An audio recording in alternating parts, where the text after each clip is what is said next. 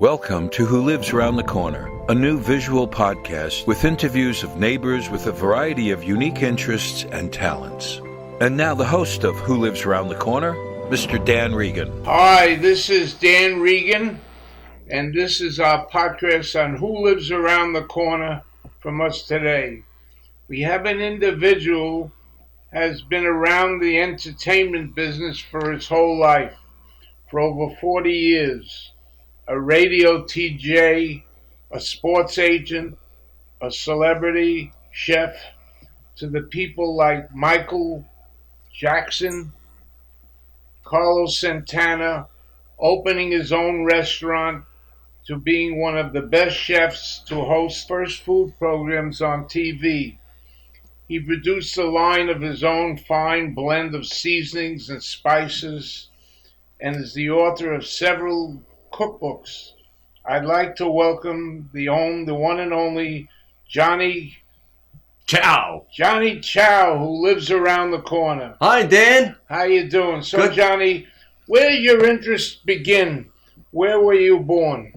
I was born in Brooklyn, New York. No kidding. Yeah, I was born in Brooklyn in a hard-working Italian family and a lot of cousins. My grandfather owned a brownstone, and every six family, and they were all relatives, right? So it was like a big mansion because all the doors were open and you smelled food from each one of the homes. Big Sunday dinners. Every night dinners. And it was insanity because he had a lot of cousins. My grandfather was making wine in the cellar, and we had the garden in the back. And yeah, so I grew up in that environment, but then at 11 and a half, we moved up here to Orange County, New York. And how did you get started in the entertainment business? Greenwood Lake had a big influence on me in the 70s.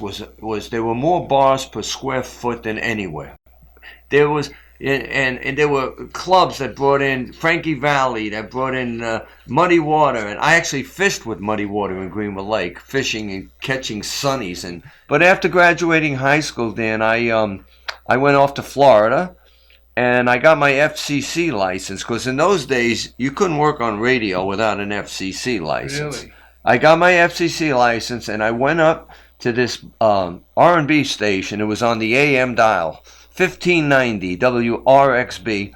And because I had been listening to Frankie Crocker on WBLS in New York for years. And so I walked in, and I said, can I meet the program director? And they looked at me. It was all black owned, black run, black DJs. And I said, yeah, I want to meet the program. So I met the program director, and I said, I want to work here. And he looked at me like I was from outer space. He was like, what do you mean? I said, yeah. He put me in the control room right away. And I did a demo. And then a day later, I get a phone call. He said, you want to do weekends here? I said, yeah. I wanted to be on the radio. Sure. And I was Johnny Snow then. And then I started doing jazz concerts, rock and roll concerts, and I moved to Atlanta, and I promoted jazz at the Fox Theater. And Mayor Maynard Jackson at the time gave me an office in the City Hall Annex building to do the jazz. And I had Stanley Turrentine, Ramsey Lewis, Eric Gell, Jimmy Smith, some of the great jazz artists. I understand you were the personal chef for Michael Jackson. Well, that came years later, because after the jazz, I started a communications company with a friend of mine who graduated Emerson. He's actually a Rockland County guy, and we started doing management and communication for a lot of different people, and we managed Hank Aaron for 4 years. Really? The baseball player, yeah. Yes. I took Hank, we did commercials. We did a Kentucky Fried Chicken commercial. We did a Schlitz beer commercial. Schlitz, is that still around? Who knows? That's big time. Right? Then I booked him on Happy Days, the biggest show at the time. And my first trip to LA was to bring Hank Aaron on the set of Happy Days. I met Ronnie Howard, Henry Winkler, Jerry Paris, the director. I was thrilled. The best. I was 21 years old. Sure. And here I am in Hollywood with Hank Aaron on the set of Happy Days.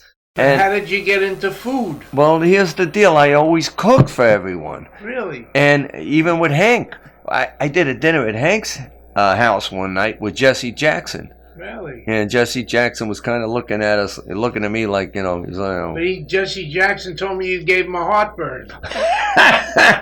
I hope so.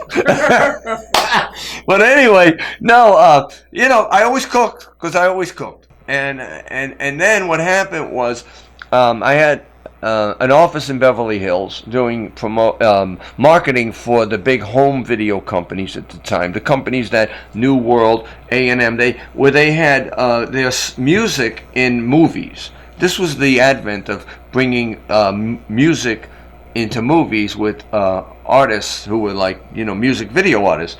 So, but I got tired. I was chasing these big companies for my money. Right? Every month. Where's my money? You Warner Brothers, A&M. Where's the money? So I said, you know what? A friend of mine, he was a classical composer. He said, you want to come up to San Francisco? I said, let's go. I'm going to take a place up in San Francisco. And we did a dinner party one night at his home. He knew a lot of people. And who was there but Bill Graham, who was the most famous concert promoter. Where'd you learn to cook? My mom, my mom and grandmother wouldn't let me in the kitchen, but when I moved to Florida, I wanted those dishes that I would. So you're self-taught. Self-taught. Yeah. Really, that's great. That's the best way. And without. You make a good sauce? Sauce, pasta fagioli, all the classic Sicilian Neapolitan recipes. So, yeah, food came naturally. And then, I moved to San Francisco, met Bill Graham. As a matter of fact, who else was there? Elliot Mintz, who represented John Lennon, and Don Johnson. Bill Graham says, come do the Bammies. I said, what's the Bammies? He said, that's the award show we do every year, like the Grammys, yes. But we do it in San Francisco. So I went and I said, listen, Bill, I'm not a caterer. He goes, don't worry. He goes, Hard Rock Cafe's doing chili. Do one thing. So I went to Kmart and bought garbage cans. And I filled them with pasta salad. Okay, so I'm telling you the story. This is how Johnny Ciao was born, because I came up with the name that night before I went. I said I got to come up with a name because I wasn't a chef, and I filled the garbage cans with pie. I used a friend of mine's restaurant. I filled them with with pasta salad, and went backstage and fed everyone. Carlos Santana, Huey Lewis, the Grateful Dead, you name it, everyone was there. And then at the end of the night, there was pasta salad left over. Did they know they were eating out of the garbage can? No. But they were clean, garbage can. But so I took the leftovers on the streets of San Francisco. Now, they were homeless then. There's probably more now. I started feeding the homeless people, right, at the end of the award show. So all of a sudden, the San Francisco PD comes and they put me in handcuffs. Really? Yeah, they put me in handcuffs in the back of a squad car. And I said, what's the matter? They go, you need a license to do this. I said, what do I know? I said, I'm just here doing the award show. And, they called Bill Graham. They found out everything was good. They called his office. And the next day, Herb Cain, who was one of the most famous columnists for the San Francisco Chronicle, wrote me up, and that's how I was born. I was born in the back of a squad car. Johnny Ciao. So, where did Michael Jackson come in? That was the next episode. Well, I was in San Francisco. I was going into studios. I was going into the homes of the rock stars. And all of a sudden, I get this crazy call from an agent in Beverly Hills and says, are you interested in doing a gig at someone's estate? I said, well, I never did that before, but maybe. Who is it? They said, Michael Jackson. I said, yeah, why not? I mean, I was doing okay back then. Because this was after I had the first book called Cooking with Country Stars. It sold 1.1 million. I looked at that book. It's really good. Isn't it cool? You got recipes from Hank Jr., yes. Dolly Parton, Yes, Oak Ridge Boys, everybody. So I went on an interview in Los Angeles with Michael's representatives, and Michael wasn't there. I knew he was spying, though. He had to be spying. So I did the interview. Next thing I know, they call me. They go, yeah, Michael wants to meet you tomorrow up in Neverland. So I drove all the way up Santa Barbara, the 101 freeway, up to Santa Barbara, California, up to Los Olivos. Beautiful country up there. Have you ever been up there? Yes, it's gorgeous. I mean, it's horse country. Beautiful. So I went up there, and I was like, okay, and I get on the property, and I drive through the gate, and I get to the home, Neverland. And this is before all the rides and all. He had some animals, but this was when Dad tour, and he was really not healthy. He was eating cheese, pizza, cheese burritos. You can't live on cheese, you know that. Right. So I get there, and he comes walking through with a mask on. Michael was wearing masks before COVID, and he was giggling. He walks by me, and I'm like, what's the deal? He's going to talk to me or what? Anyway, I got the gig, and I spent a year on Neverland, and I had maids, and I had, we had all kinds of people working there. But I tell you the best part, Michael was a sweetheart. He was a great guy. You met some stars there. Oh, my goodness. I couldn't believe it. When they call me on the phone, they go, Marlon Brando's at the front gate. I'm like, what? Marlon Brando? Marlon Brando would come up. And the story about Brando is he came up, and his son, who worked for Michael, his son Miko, had a Volkswagen Jetta. They pulled up to the front of the house, and nobody came out of the car. And I was like, I kept looking. I go, well, is he in there? So I walked out, and there's Marlon Brando with the seat all the way back with pajamas on. Drove from L.A. to Santa Barbara to Michael's Ranch with pajamas on. And he goes to me, come here. He goes, I need to hear the lyrics of this song. You know what song he was listening to? Satin Doll. Really? Now, Marlon Brando, you don't know Satin Doll? And then he came in, and we spent a week hanging out with Marlon Brando. Who else came to see him? Well, also another great legend, Gregory Peck, and his wife. Great actor. They spent. Listen, what a gentleman. He wanted to sit with me in the kitchen at the island while I was cooking for him. He didn't. I said, you can eat anywhere. We got, What kind of dishes did you make them? Well, Brando liked his poached fishes. Really? Yeah, poached, simple, with some veggies, right? Gregory Peck went for everything I did. I did my citrus chicken scallopini for him, which was a chicken breast that is battered with orange peel, lemon peel, and then coated in oatmeal and fried, and then I would make a juniper berry sauce. No, Gregory Peck and his wife, they loved everything. And then we had Whitney Houston came up, and we went horseback riding, and I had the guy who invented the California raisin. Do you remember the raisins that were on TV? Will Vinton, he was up there. Oh, there were so many people. I was blown away. It was unbelievable. What did you do after you left Michael's Jackson's house? What was the next step in your career? You had the first food show on television. Well, here's how that happened, because when I left Michael, I moved back to Los Angeles. My buddy Larry Klein, I walk into Dick Clark Productions. I put a portable stove in the conference table, and I started cooking for Dick Clark. He put me on TV the next week on a show that was on the USA Network. And Dick Clark was a fan of mine. I've been on a lot of Dick Clark shows. Then I started doing all the talk shows. Because after I left Michael's, everybody wanted me. I did Donnie and Marie. I did Mary Lou Henner. I did Wayne Brady. I did Good Morning L.A., Good Morning this, Good Morning all over the country. So I was doing these shows, and then I had my bread going. I had my famous vegetable bread. And then I had my spices. And so I was out promoting products. You really expanded into the food business. Yeah. But then what happened was I got a call from these friends of mine who were in Atlanta, because I had lived in Atlanta, and they said, we're opening a restaurant for the Olympics. I said, oh, wow, that's cool. They said, come on and do the food. So I came in, I designed a menu, I trained the chefs, because I'm not the guy who sits in the kitchen 24/7. That's not me. You understand? I'm not going to do that. I trained the chefs. So I came up with a cool menu, and it was the Celebrity Rock Cafe. And this is the menu from the restaurant. In Atlanta for the Olympics. Wow. Like a record album. Right? That's cool. So we had rhythm snacks, we had symphonic stews, everything that has to do with music with me. So we did this, and that went well. I bet everybody that came to the restaurant wanted to steal your menu. Yeah. Give me that menu.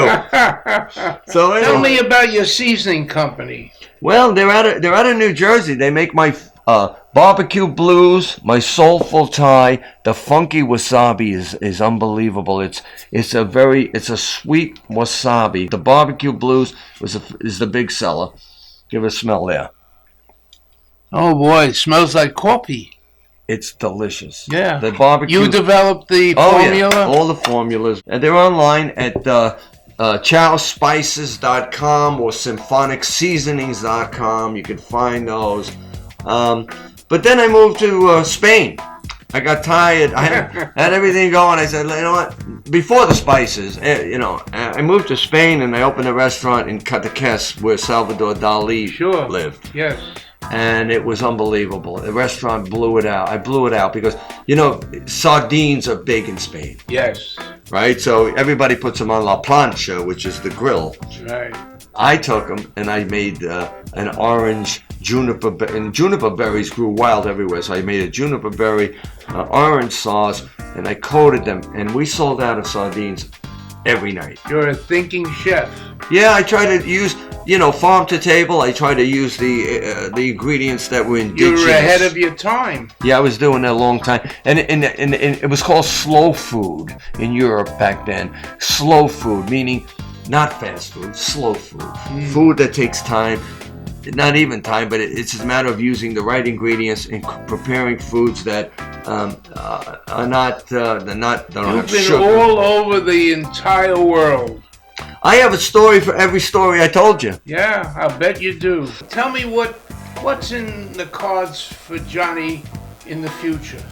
Interesting. A friend of mine, Richard Quinn, who does the Nyack Film Festival, he and I have been talking about doing this kind of like this new world seminar thing where we bring AI, we bring the whole aspect of the current, the cell phones, everything about the current state of media. Drones. Well, Johnny, it's a pleasure interviewing you, and we're going to keep in touch to see where Johnny the traveler, the inventor, the creator, the publisher, the food restaurant man, where you're going in the future. Thank you very much for this podcast. Thank you, Dan. And I hope the public will really enjoy the person that lives right around the corner with us in Greenwood Lakes. Thank you, my friend.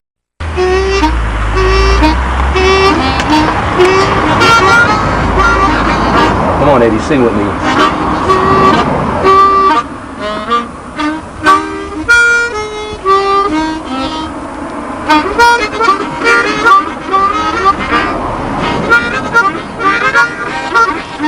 Oh, that.